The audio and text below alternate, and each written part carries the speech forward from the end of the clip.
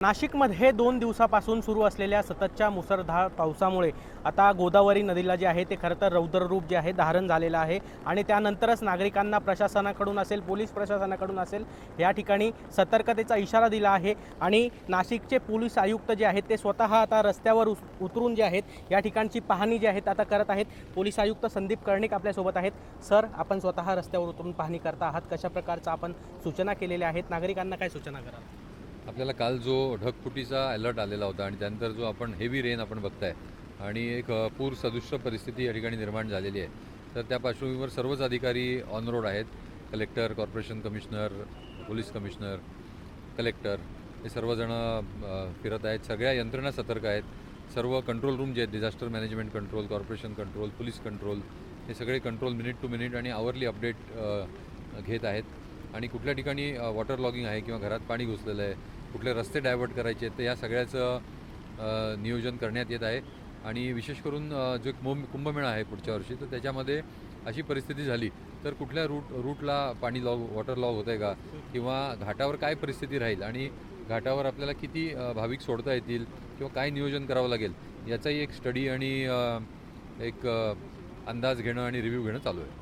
Sir, खरं तर काल जो आहे तो नाशिकमध्ये खरं तर ऑरेंज अलर्ट होता, घाट माथ्यावर जो आहे तो रेड अलर्ट देण्यात आला होता आणि त्यानंतरच आता काल जी आहे ती परिस्थिती तशी प्रकारची निर्माण झाली नव्हती। मात्र काल रात्रीपासून अचानकच अशा प्रकारची परिस्थिती निर्माण झाली, त्या पार्श्वभूमीवर आपण कशी तयारी केली होती नक्की?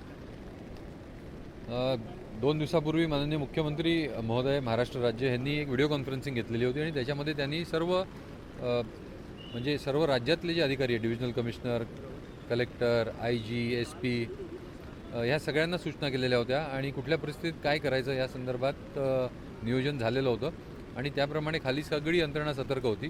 त्यामुळे काल अलर्ट आला आणि काल जरी पाऊस झाला तेवढा झाला नसला आणि आज झाला असला तरी सर्व यंत्रणा अलर्ट आहे आणि कुठेही नागरिकांना कुठला त्रास होऊ नये याची दक्षता आम्ही घेतो।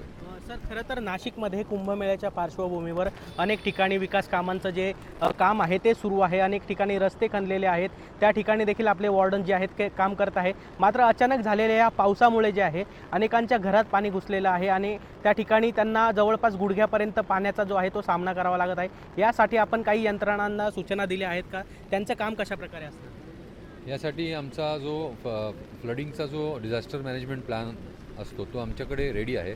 कुठले एरियाज वल्नरेबल आहेत, लो लाईंग आहेत किंवा कुठल्या एरियामध्ये ह्या सगळ्या गोष्टी होत्या, हे ऑलरेडी आम्ही म्हणजे त्या ठिकाणी बंदोबस्त लावलेला होता आणि अशा ज्या इन्सिडेंट झालेल्या आहेत तिकडे इमिजिएट पोलीस आणि कॉर्पोरेशनची सर्व यंत्रणा, डिझास्टर मॅनेजमेंटची यंत्रणा या ठिकाणी रिस्पॉन्ड केलेला आहे आणि कुठलाही अनुचित प्रकार आम्ही घडवलेला नाही आहे।